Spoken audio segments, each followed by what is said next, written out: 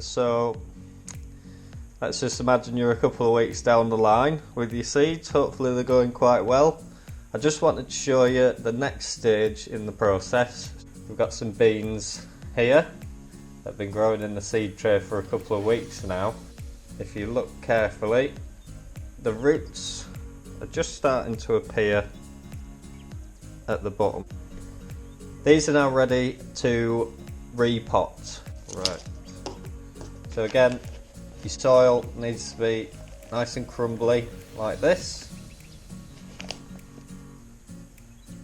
Put it in your pot. Put about half of it in the pot first. So you want to get your tray, just lift it up, give it a little squeeze at the bottom, lift out your seedling. As you can see, some of the roots are starting to get to the edge, so you just want to plonk that in there. Push it down nice and gently with your fingers and get some more soil.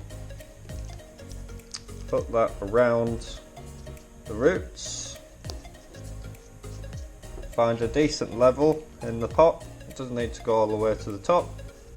As always, give it a bit of a water with your sprayer. That now is ready to grow on. 2 to 3 weeks after it's been transplanted, you're going to see something like this.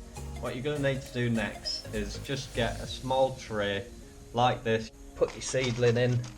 The reason for the gravel is it just stops, if the water seeps through, it just stops the roots at the bottom getting waterlogged.